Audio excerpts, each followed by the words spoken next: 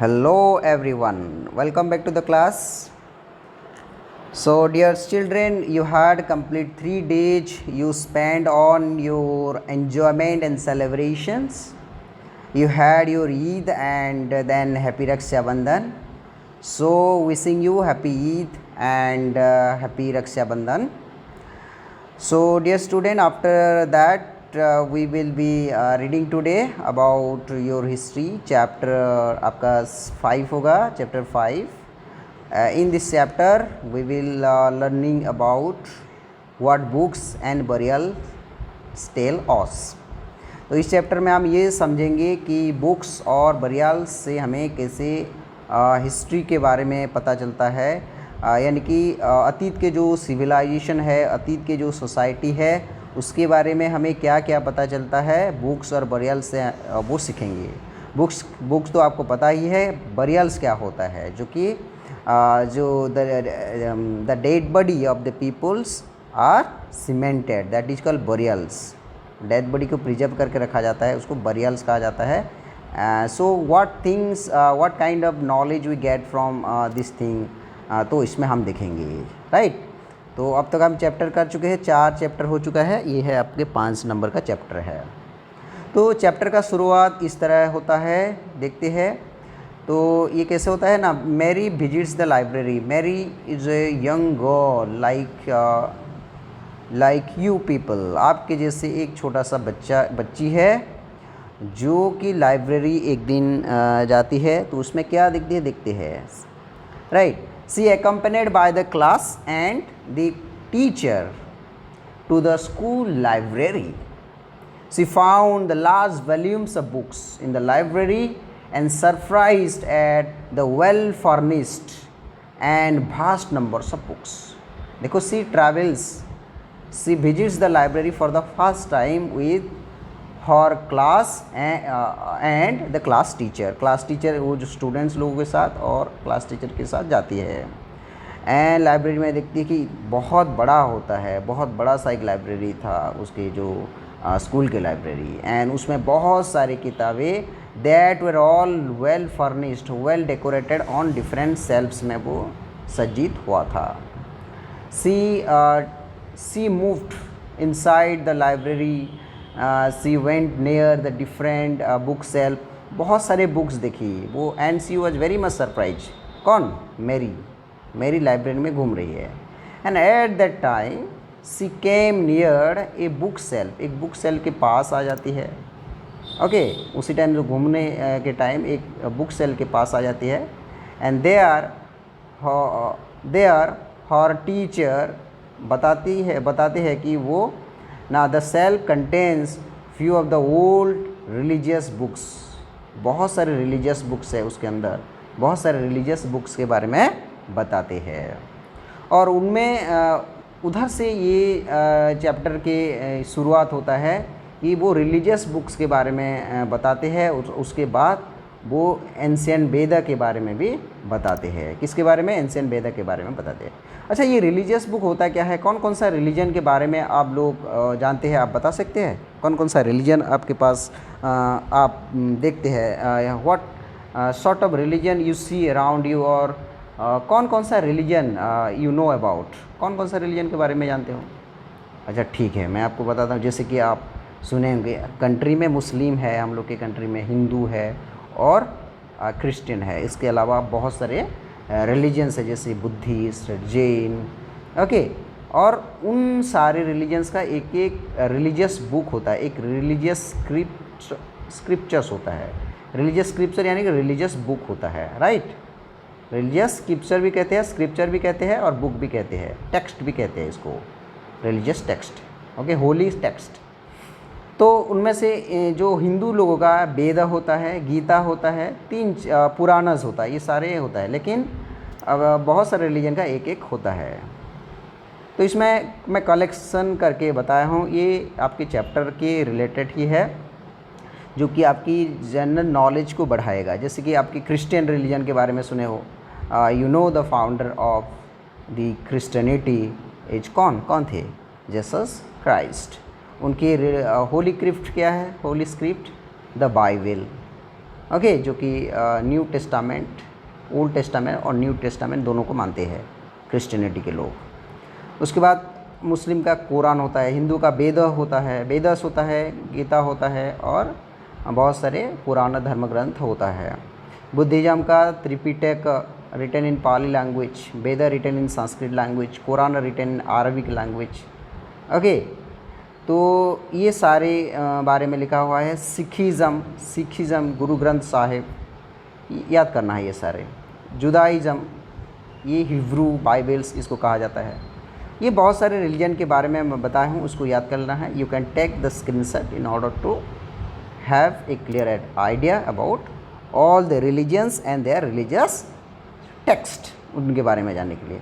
और ये है इनके फॉलोअर्स, ये इतने इतने पॉपुलेशन के लोग, इतने पॉपुलेशन इसको फॉलो करते हैं। यानी कि सबसे ज़्यादा क्रिश्चियन, दूसरा है इस्लाम, उसके बाद है हिंदुइज़म। याद करना है ये वाला क्वेश्चन, में आगे मैं पूछ सकता हूँ, ठीक है।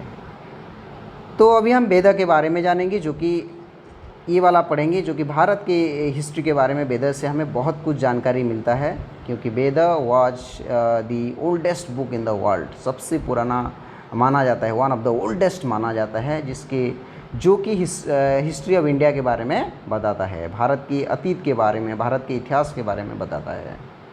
ओके, तो देखते हैं इसमें। So the Veda, as I told you, is the religious text of the Sanatana Hindus. The oldest form of Hinduism is called Sanatana, Brahminical Sanatana और Sanatana Hinduism कहा जाता है। This is the religious text of the Sanatana Hinduism, हम कह सकते हैं सब दुनिया का one of the oldest book. और ये वेद 4 तरह के हैं। There are 4 types of Vedas. मैं क्वेश्चन पूछ सकता हूँ, there are 4 types of Vedas, the Rigvedas, Samaveda, Yajurveda, Atharvaveda. 4 तरह के वेदस है, 4 वेदस आर देयर। तो सबसे पुराना वेद है, ओल्डेस्ट वेद है आपके Rigveda. It is the oldest Veda and was composed about 3500 years ago. अभी से 3500 ईयर्स एगो ये बना था, यानी कि it was composed, it was written down. So इसमें वेद में होता क्या है? The Veda includes more than 1000 hymns, हजार हाइम्स से ज़्यादा है। हाइम्स का मतलब होता है मंत्रा, श्लोका, इसको श्लोका भी कह सकते हैं। और द जाम्स, और जाम्स इन द मेमोरी और in the praise of God भी हम कह सकते हैं। हाइम्स, जाम्स, ये पी साइलेंट रहता है, जाम्स, मंत्रा, श्लोका इसको कैसे है। एंड इसको called, this is called Sukta और well set. Well set, the hymns are called well set. इसको वेल सेट क्यों कहा जाता है? Because the talks whatever have been written in the Vedas are believed to be containing values and morals. इसमें containing high morals and high values, इसके अंदर बहुत values है, इसीलिए इसका नाम है वेल सेड। सुक्त, नॉलेज भी कहा जाता है, ज्ञान भी इसको कहा जाता है। ओके, दिज हाइम्स बेसिकली क्या लिखा गया है, ये हाइम्स के अंदर क्या लिखा गया है? These hymns are in praise of various gods and goddesses. बहुत सारे गॉड्स एंड गॉडेसेस के बारे में लिखा गया है, देवी देवताओं के बारे में लिखा गया है। इसमें से 3 गॉड के बारे में बताया गया है। 3 gods are specially important, which are Agni, the god of fire. कौन है? Agni, the god of fire.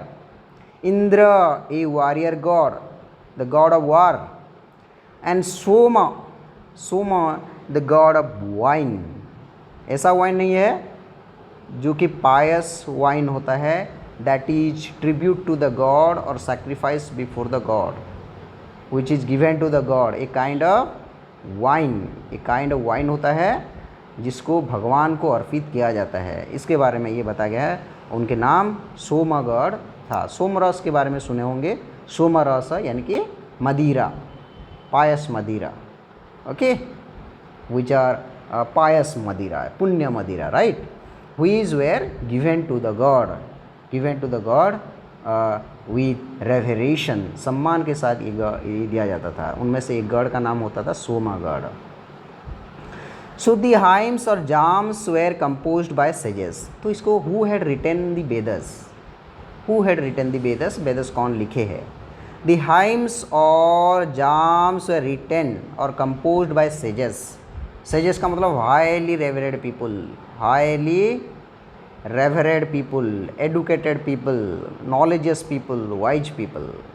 Sages के द्वारा लिखा गया था, जो कि जिनको ऋषि हम कहते हैं, ऋषिज़ के द्वारा ये लिखा जाता था। Most of the hymns are composed, taught and learned by man. और ये ज़्यादा से ज़्यादा तरह के ये कंपोज्ड मैन के द्वारा किया जाता था। And there are also examples who some Vedas have been, some slokas have been written by women। बहुत सारे women के द्वारा भी लिखा गया है। जैसे कि मैं आपको कुछ जो रेवरेड women के बारे में बता सकता हूँ, जैसे कि गार्गी, आपके बुक मैंने दिया गार्गी, मैत्री, ये सारे कुछ revered lady in the past who had written the slokas और mantras of the Veda। इनके नाम है गार्गी, मैत्री, ये लोग थे श्लोक लिखे थे।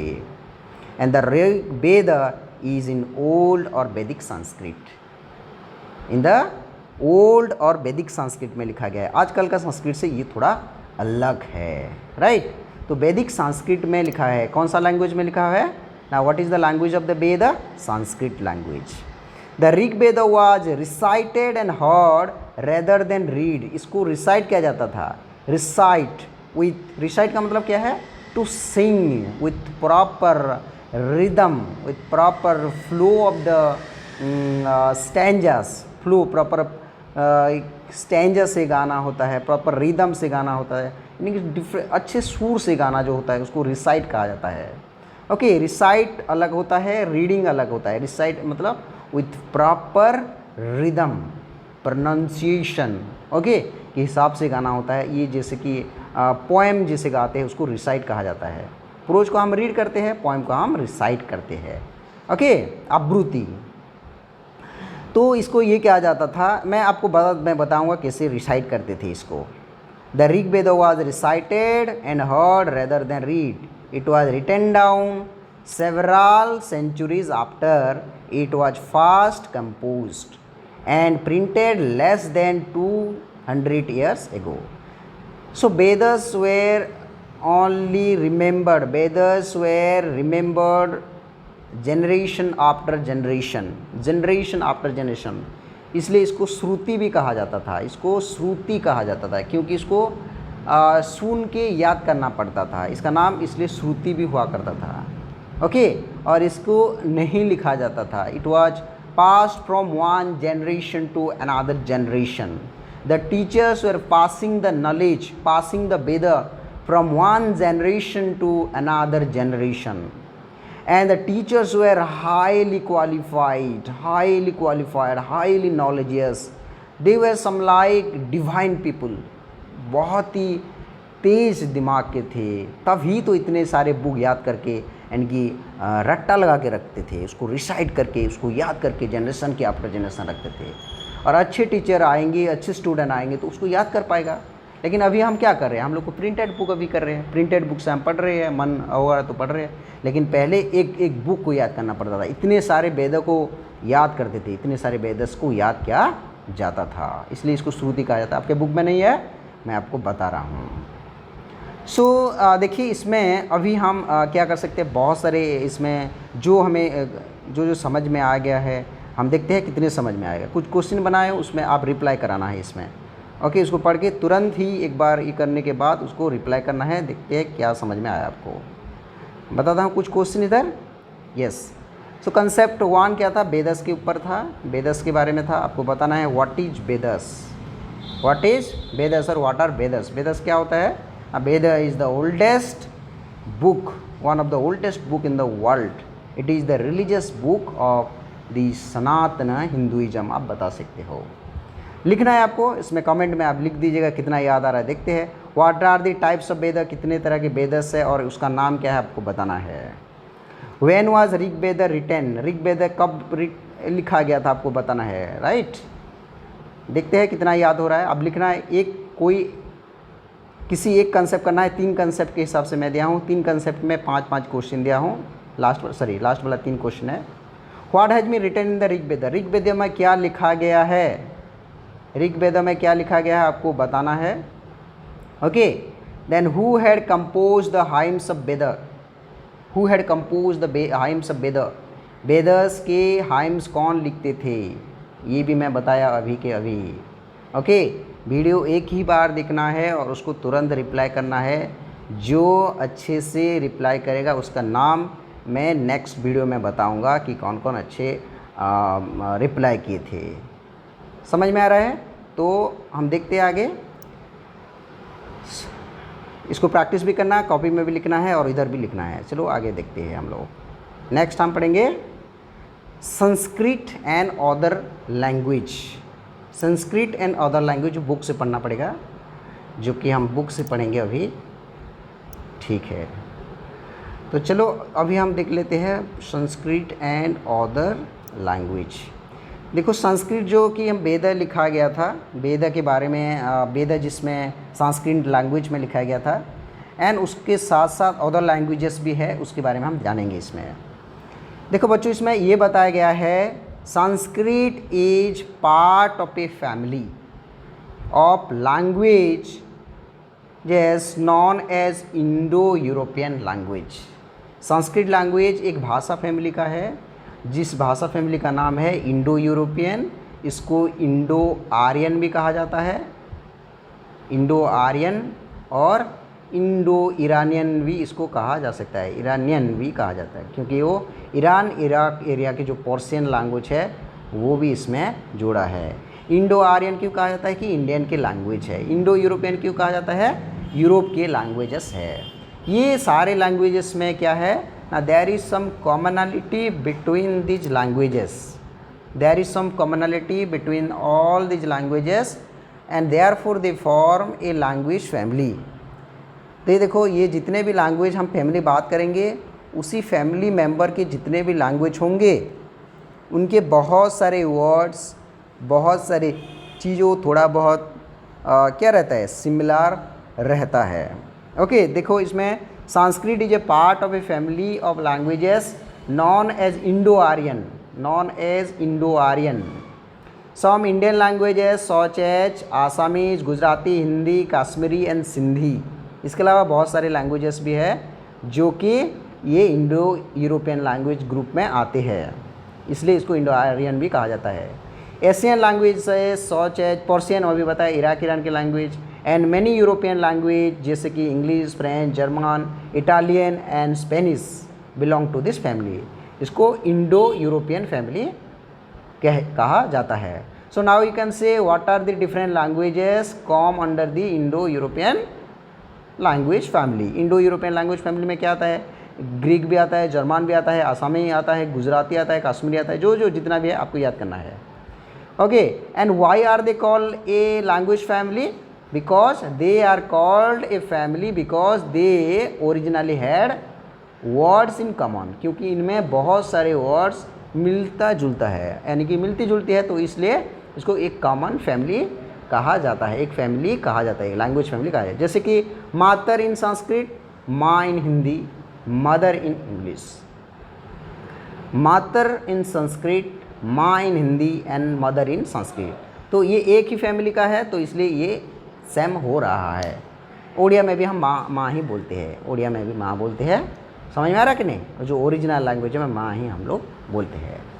ओके, सो ये है आपके इंडो आर्यन, जो कि इंडो यूरोपियन, ओडिया भी इसके अंदर आता है। उसके बाद हम देखेंगे इसके अलावा और कौन कौन सा लैंग्वेज है, लैंग्वेज फैमिली है, देखेंगे। Other language used in the subcontinent belong to different families, belong to different families. For instance, example के तौर से हम देख सकते हैं, those used in north east, north east के लैंग्वेज जैसे कि मणिपुर, नागालैंड, ये इन लोगों का लैंग्वेज थोड़ा अलग होता है। कैसे अलग होता है? और उसको तिब्बतो बर्मान कहा जाता है, तिब्बतो बर्मान फैमिली कहा जाता है। क्या कहा जाता है? तिब्बतो बर्मान फैमिली में मणिपुर यानी कि नॉर्थ ईस्ट के जो कंट्री आते हैं, नॉर्थ ईस्ट के जो स्टेट आते हैं, आसाम को छोड़ के अरुणाचल प्रदेश, मेघालय, मणिपुर, त्रिपुरा के लैंग्वेज बंगाल के साथ मिलता है तो वो इसमें आता है। और बाकी जो है मणिपुर, नागालैंड, ये सारे का लैंग्वेज तिब्बतो बर्मन फैमिली में आता है। साउथ की लैंग्वेज द्राविडियन फैमिली में आते हैं। Dravidian family Tamil, Telugu, Kannada and Malayalam, ये चारों के चारों क्या आते हैं ना, द्राविडियन फैमिली में आते हैं। उनके जो वर्ड्स है वो मिलता जुलता है, सब लोगों का जो वर्ड्स है वो मिलता जुलता है। और एक तो लैंग्वेज फैमिली है जो कि भारत के बारे में बताया गया है, ऑस्ट्रो एशियाटिक कहा गया है। ऑस्ट्रो एशियाटिक जो कि Jharkhand and parts of central India के लैंग्वेज होता है। ओके, ये झारखंड एरिया के लोग कहते हैं और सेंट्रल इंडिया के लोग कुछ हिस्से में कहते हैं, जिसको हम ट्राइबल लैंग्वेज इसके अंदर आता है, ट्राइबल लैंग्वेज आता है ऑस्ट्रो एशियाटिक फैमिली के अंदर। तो इसमें हम कितने तो लैंग्वेज फैमिली के बारे में बात किए, 4 लैंग्वेज फैमिली के बारे में बात किए, जो कि आपके इंडो आर्यन और यानी कि Indo European, then Dravidian, then हम बात किए Tibeto Burman and Austro Asiatic family. चलो हम आपके टेस्ट कर लेते हैं कि आपको इसमें क्या कितने समझ में आ गया। वो टेस्ट भी आपको अपेयर करना है तो देख लेते हैं कौन सा टेस्ट आप अपेयर करना है आपको। ओके, तो हम टेस्ट आपको करवा लेते हैं इधर कंसेप्ट 2 का। या कंसेप्ट 2 में हम पढ़े संस्कृत एंड अदर लैंग्वेज के बारे में पढ़े। Sanskrit and other language, this is the language of the Vedic, right. Sanskrit is part of which language family? Sanskrit is part of which language family? बताना है। कंसेप्ट 2 के आंसर आपको लिखना है 1 2 3 4 करके। कौन सा? ये 4 5 है। ये कौन सा है? ये इंडो, आपको बताना है Indo European family. Why are the language grouped into different language families? Why are languages grouped into different language family? इनमें ऐसा क्या होता है, कौन सा बेसिस में हम उनको एक लैंग्वेज फैमिली में ग्रुप कराते हैं? कैसे लैंग्वेज फैमिली करते हैं? उनके अंदर कुछ कॉमनैलिटी होता है, आपको लिखना है। What similarity do you find between the members of the same language family? What similarities do you find? कौन कौन सा सिमिलरिटी आपको दिखने को मिलता है? एक एग्जाम्पल बताया गया था, मदर बिकम माटर इन संस्कृत, ओके, माँ इन हिंदी, ये सारे होता है, आपको ये बताना है। आपका उड़िया का और बंगाल का बताना है, जैसे कि बापा इन उड़िया, बाबा इन बंगाल, पिता इन हिंदी, ये सब होता है। आपको ऐसे ही कुछ एग्जाम्पल्स देना है। Then what are the different language family mentioned in the box? जो बॉक्स पढ़े, बुक के जो बॉक्स पढ़े, उसके अंदर कितने ठो लैंग्वेज फैमिली के बारे में बताया गया, अभी बताया था। अभी एक बताना है फाइंड द ऑड वन, इनमें से कौन सा ऑड है जिसको ऐसे सर्किल करना है या इसका नाम लिखना है आंसर में। ओके, कौन सा है आपको बताना है। देखो हिंदी है, तमिल, तेलुगु, मलयालम, इनमें से कौन सा एक भाषा फैमिली से नहीं है, आपको ये बताना है। चलो, तो ये था आपके संस्कृत एंड अदर लैंग्वेजेस के बारे में। नेक्स्ट हम पढ़ेंगे how historian studied the Rig Veda. How historian study the Rig Veda. अच्छा, हिस्टोरियन ये ऋग वेद कैसे पढ़ते हैं, ये तीसरा कंसेप्ट है। कंसेप्ट 3 के बारे में हम देखेंगे कि ये कंसेप्ट 3 है और इसमें कैसे वेद से हमें क्या क्या बताते हैं। What kind of things we understand from the Veda, what things of the past we got to know from Vedas. Rig Veda से हमें पास्ट के बारे में क्या पता चलता है उसके बारे में हम देखेंगे इसमें। देखो बच्चों, हिस्टोरियन जो होते हैं, historians like archaeologist find about the past, but in addition to material remains they examine written sources. Spelling गलत है, रिटेन सोर्सेस एज वेल। देखो ये आर्कियोलॉजिकल एलिमेंट के ऊपर तो डिपेंड करते ही है। आर्कियोलॉजिस्ट का मतलब क्या है, जो मिट्टी को खोल के निकालते हैं डिफरेंट चीज़ें, उसको स्टडी करते हैं, और साथ में ये लोग जो रिटेन मटेरियल्स मिलता है उसको भी पढ़ते हैं, उसको भी पढ़ के उसको भी स्टडी करके हिस्ट्री के बारे में बताते हैं। जैसे कि हड़प्पन कल्चर में हम डिफरेंट जो उनके स्क्रिप्ट को पढ़ के देखे थे, बहुत सारे स्क्रिप्ट उनके राइटिंग्स था जो कॉइन्स में था, उनके सील्स में था, उसको पढ़े थे। तो वैसे ही ये वेदों तो हमें एक बहुत बड़ा सा बुक मिल गया था। वेदों से हमें क्या जानकारी मिलता है और वेदों को कैसे पढ़ते हैं, वेदों को पढ़ने के बाद हमें क्या पता चलता है, वेदों में क्या बताया गया है, ये सारे के बारे में हमें पता चलता है।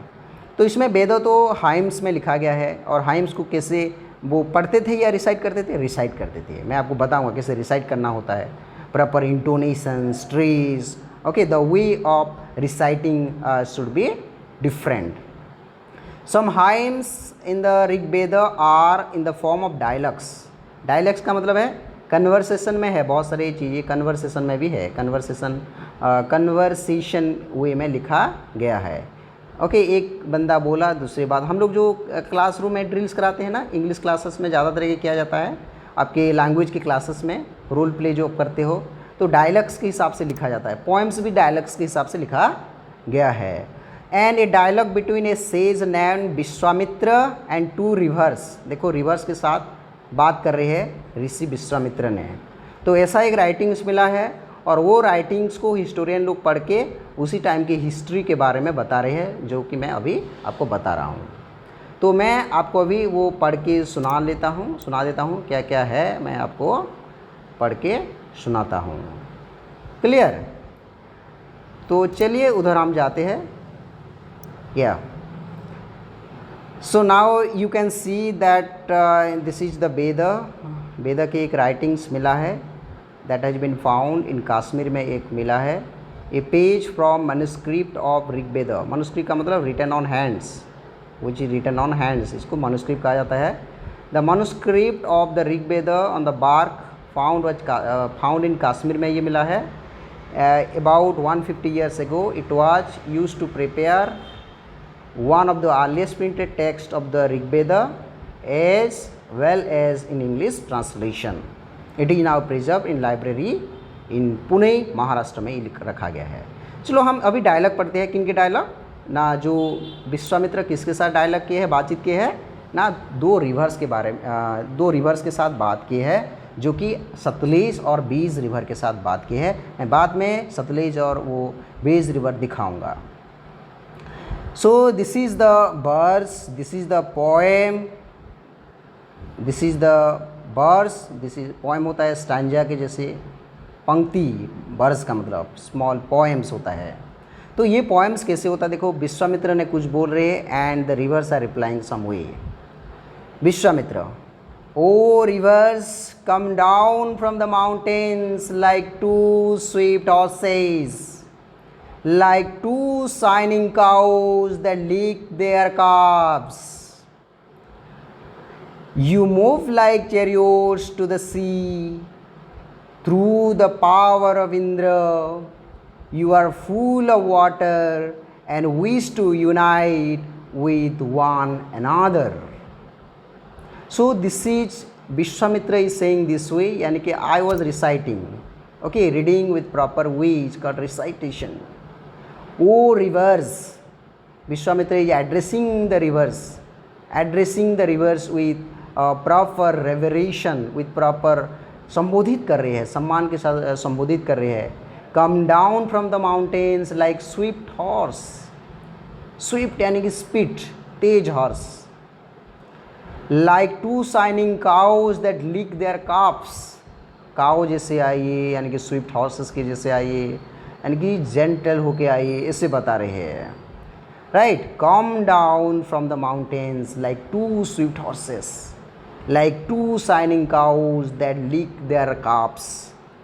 calves मतलब बछड़ा। Okay, you move like chariots to sea through the power of Indra. You are full of water and wish to unite with one another. 2 ठो रिवर्स को संबोधित किया गया है, वीज एंड सतलेज को वो बता रहे हैं कि आप कैसे आ रहे हैं, आप यानी कि स्विफ्ट हॉर्स के, स्पीड हॉर्स के जैसे आ रहे हैं, थोड़ा जेंटल यानी कि स्लो होके आइए, ताकि हम लोग we will cross the river, ये बता रहे हैं, बीज एंड सतलेज से बात कर रहे हैं। Okay, and that is how he was reciting, he was requesting both the rivers. Now rivers are replying, we who are full of water move along the path the gods have made for us. Once we start flowing, we can't be stopped. Why do you pray to us, O sage? Then both the rivers are again replying to Vishwamitra, to ऋषि विश्वामित्र. विश्वामित्र ऋषि को reply कर रहे हैं, we cannot change our movement, we cannot change our path, no matter how long or how much you pray to us, how much you request to us. आप जितने request करने से भी हम चेंज नहीं कर सकते हम लोग का पाथ. हम जो मूवमेंट कर रहे हैं, हम जो जितना तेज़ से जा रहे हैं, जितने वाटर लेके जा रहे हैं, ओके, हम इसको चेंज नहीं कर सकते हैं. We have been systematized, we have been decided by God. हमें भगवान ऐसे बनाए हैं. आप रिक्वेस्ट करने से भी कुछ फ़ायदा नहीं होगा, कुछ फ़ायदा नहीं होगा. ये दोनों रिवर्स उनको बता रहे हैं. देखो, ये ऐसे ही पोएम लिखा जाता था और पोएम में बहुत सारे अच्छे अच्छे बात बताया जाता था. कैसे, हाउ इज माई रिसाइटेशन. तो this is how recitation is done. Then देखो, again Vishwamitra again saying something, reciting something, requesting something. Vishwamitra, oh sisters, please listen to me, the singer who has come from a distance with his chariots and carts. Let your waters not rise above our axles, so that we can cross safely. So that we can cross safely. Vishwamitra again requesting, I have come with a singer who has come here from distant land. So please allow us and gentles and slows down your water so that we can cross the river slowly. तो ये request कर रहे हैं Vishwamitra, again उनको request कर रहे हैं कि आप थोड़ा स्लो आइए और हमें हेल्प मदद कीजिए, हम कैसे पार होंगे. मेरे साथ एक सिंगर आए हैं बहुत दूर से, उनके कार्स और चैरियोट्स लेके. देखो, इसमें चैरियोट्स और कार्स के बारे में बताया. तो मैं आपको बाद में बताऊंगा ये पोएम में क्या बताना चाहते हैं, यानी कि क्या बताया गया है. हम इसको हिस्टोरिकल वे से देखेंगे, हिस्टोरिकल पर्सपेक्टिव से देखेंगे क्या बताया गया है. Now the river replies, we will listen to your prayers so that you can cross safely. We will listen to your prayers so that you can cross safely. Now the rivers agrees. Now the river agrees with the prayers of Vishwamitra. Now they please or very much pleased, happy with the request or prayers of Vishwamitra. Now the reverse में है permitted, अभी reverse उसको permission दिए होंगे.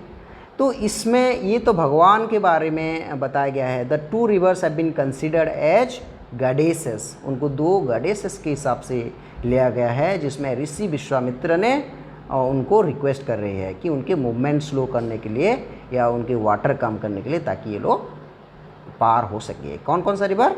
वीज and सतलेज. वीज and सतलेज के बारे में ये लिखा गया है. तो इसमें हिस्टोरियन लोग को क्या पता चल रहा है? इसमें हिस्टोरियन लोगों को ये पता चल रहा है कि the Vedic people knew the use of chariots के बारे में वो लोग जानते थे. चैरियोट्स एंड कार्ट्स के बारे में उनको पता था, ताकि वो इन सारे चीज़ों के बारे में जानते हैं, इसलिए वो लिखे हैं. इन सारे चीज़ों के बारे में लिखे हैं वेदों में. वेदस में देखो, जो चीज़ भी हम लिखते हैं, हम सोसाइटी में जो देखते हैं वो ही लिखते हैं. तो ये भी उसी टाइम का लिटरेचर है, उसी टाइम का लिटरेचर है, उसी टाइम के साहित्य है. और साहित्य में क्या लिखा होता है? समाज में हम जो देखते हैं वो सारी चीज़ें लिखते हैं. जो भी सारी चीज़, अभी हम लोग जो फिल्में देखते हैं, डिफरेंट पोएम्स पढ़ते हैं, डिफरेंट आपके जो बुक पढ़ते हैं, उसमें क्या लिखा होता है, अभी के ट्रेन, बसेस, एरोप्लेन, सारी चीज़ के बारे में लिखा जाएगा, इंग्लिश के बारे में लिखा जाएगा। ओके, ये डिफरेंट लैंग्वेजेस के बारे में लिखा जाता है, क्योंकि सोसाइटी में जो भी दिखता है, कोई आदमी, कोई बंदा, तो वो चीज़ें उसमें बुक में लिखता है। वेदा भी उसी टाइम का एक बुक था जो कि उसी टाइम के बारे में, उसी टाइम के डिफरेंट चीज़ों के बारे में बताता है। एनिमल्स के बारे में बताया गया है, काऊ के बारे में बताया है, और एक तो चीज़ किसके बारे में, हॉर्सेस के बारे में बताया है, जबकि इंडस वैली सिविलाइजेशन में हॉर्सेस नहीं थे। ओके, हॉर्सेस नहीं थे इंडस वैली सिविलाइजेशन में। तो इसमें ये हिस्ट्री से हमें, ये बुक से हमें हॉर्सेस, काऊ के बारे में इधर पता चल रहा है, चैरियट्स के बारे में, कार्ड्स के बारे में इधर से पता चल रहा है। तो ये जो इसके अलावा डिफरेंट रिवर्स के बारे में पता चल रहा है। उसी टाइम इंडस था, राइट, वीज था, सतलेज था, वो रिवर के बारे में पता चल रहा है। क्लियर? तो ये होता है history. Historian point out that this hymns are composed in the area where this rivers flow. तो उसी एरिया में वेदर लिखा गया था, ये भी हमें पता चल रहा है। They also suggest that the sage lived in a society where horses and cows were valued animals. बहुत प्रेशियस एनिमल थे, डियर्स एनिमल थे। That is why the rivers are compared to horses and cows, horses and cows. तो उनको एक time उसको जो rough यानी तेज़ दौड़ने को क्या कहा गया है ना, हॉर्सेस के साथ कंपेयर किया गया है। जेंटल किसके साथ, काउच के जैसे वो कहा गया है, यानी कि जेंटल काउच कैसे वो अपने बछड़े को लीक करता है, यानी कि केयर करता है, उसके बारे में लिखा गया है। ओके, और उसके साथ साथ उसी एरिया में वेदर लिखा गया था। On the banks of Indus में ये वेदर लिखा गया है, ये लिखा गया है। On the bank of Ganga Yamuna के बारे में भी लिखा गया है, इधर गंगा यमुना एंड सरस्वती रिवर के बारे में भी ये लिखा गया है। तो मैं आपको क्लास ये ख़त्म होने से पहले मैं आपको वो रिवर्स भी दिखा दूंगा, लेकिन अभी हमें क्वेश्चन करना है, इसका क्या क्या क्वेश्चन आ सकता है। क्लियर? चलो हम क्वेश्चन आपको दिखाते हैं। तो ये है आपके जो विश्वामित्र रिवर्स के बारे में बताया। To whom Rishi Vishwamitra is addressing in the poem. Poem में वो किसको संबोधित कर रहे हैं, ये लिखना है आपका आंसर। आप बुक पढ़ो और आंसर दे दो। आपको कुछ क्वेश्चन आंसर नहीं समझाऊंगा, ये ऐसे ही करके बताऊंगा। आप बहुत बार पढ़िए, उसके बाद जो याद आएगा मेरे को याद आएगा वो लिखना है इधर। जो नहीं आएगा you can again ask me here और you can also message me. तो किसको संबोधित किया गया, पोएम को फिर से एक बार पढ़ना है। रिसाइटेशन में कैसे करते हैं मैं बताया, कैसे रिसाइटेशन होता है। रिसाइटेशन क्या होता है, प्रॉपर फ्लू, प्रॉपर रिदम से करना होता है। I tried there, right. आप सुने होंगे कैसे ट्राइड किया, मैंने कोशिश किया कि नहीं। The Rigveda people were using which animals as mentioned in the verse. Verse का मतलब पोएम में क्या कौन कौन सा एनिमल के बारे में बताया गया है, वही बताना है। Name the important rivers where Vedic civilization है डेवलप्ड। कौन कौन सा जगह में वैदिक सिविलाइजेशन डेवलप्ड हुआ था। मैं बताया था कि हड़प्पन सिविलाइजेशन के बाद वैदिक लोग आए थे, ये भी एक रीजन था उनके डिस्ट्रक्शन के बारे में, वो बताया था पिछले क्लास में। देखो सारे के सारे हिस्ट्री रिलेटेड है, इसलिए आपको ध्यान से पढ़ना होगा, बहुत ही ध्यान से पढ़ना होगा कि इसके बाद ये आता है, इसके बाद ये आता है। तो ये करना है, तीनों कंसेप्ट के आप उधर आंसर इधर करना है, उसके बाद कॉपी में भी लिखना है। जो जो इसका आंसर करेंगे मैं उनके नाम बताऊंगा नेक्स्ट वीडियो में भी। और लास्ट वीडियो में जो जो किए थे बहुत अच्छा, जैसे कि श्रुति, सोनाली, ओके, ये लोग वीडियो में लिखे थे, सोनाली, श्रुति, ओके, बहुत अच्छे से आंसर लिख के भेजे थे। और भी बहुत सारे बच्चे, मैं दो बच्चों का नाम बताऊंगा, उसके बाद ज़्यादा से ज़्यादा बच्चे लिखेंगे तो ज़्यादा से ज़्यादा बच्चों का नाम बताऊंगा। Okay, so anyway thank you. But मैं आपको इससे पहले, क्लास ख़त्म होने से पहले मैं रिवर्स के बारे में दिखाऊंगा, मैं बताया था, जैसे कि आप इधर देख सकते हैं। ओके, ये है आपके रिवर्स, जिसमें कि रवि एंड सतलेज के बारे में, जो बीज एंड सतलेज के बारे में बताया गया है। ये है आपके सतलेज रिवर है, ओके, ये है सतलेज रिवर है, समझ में आ रहा है। ये है आपके सतलेज रिवर है जिसके बारे में हम बात कर रहे थे, ओके। और अभी ये रवि रिवर, ये है आपके सतलेज रिवर है। क्लियर? सतलेज रिवर के बारे में, ये है यमुना, ये गंगा, इसके बारे में लिखा गया है। और सरस्वती रिवर जो कि अभी नहीं है, सरस्वती रिवर क्या हो गया है ना, ये हो गया बताया जा रहा है कि सरस्वती रिवर के बारे में इसमें बताया गया है। आप इधर देख सकते हैं Saraswati river, it was with time being dried off in the desert. Desert में ये ख़त्म हो गया, ये ऐसे कहा गया है, कहाँ, महाभारत में बताया गया है। पहले वैदिक टाइम में सरस्वती रिवर थी, सरस्वती रिवर थी। इसमें ये सतलेज है, इधर बीस, रवि, चेनाब, ये सारे रिवर है। ये इंडस के ट्रिब्यूटरीज रिवर है। ट्रिब्यूटरी यानी कि उसका छोटा रिवर जो पानी देते हैं उसकी मेन रिवर को। तो ये है महाभारत में क्या बताया गया है कि the river Saraswati dried in the desert area, dried in the desert area. ये देखो मूवमेंट इसके बारे में बताया गया है। और ये है इनकी जो गंगा यमुना के संगम है, त्रिवेणी संगम के बारे में भी बताया गया था, जो कि राइट। तो ये था आपके रिवर्स के बारे में, और जो कि एनिमल्स के बारे में बताया गया है वेदा से। वेदा से हमें रिवर्स के बारे में बता रहा है, एनिमल्स के बारे में, वो जो डिफरेंट चीज़ें यूज़ कर रहे थे उसके बारे में बताया है। नेक्स्ट क्लास में हम देखेंगे और क्या क्या जानकारी हमें इससे मिलता है। So thank you very much. आप लोग आंसर कीजिए और मैं आपका नाम भी बताता रहूँगा, और ध्यान से पढ़िए। जो भी डाउट रहेगा मेरे को पूछते रहिए, कमेंट में भी आप बता सकते हो। अगर वीडियो अच्छा लगेगा, आपको क्लास अच्छा लगेगा, तो you can share with your friends and like and subscribe as well. Thank you very much.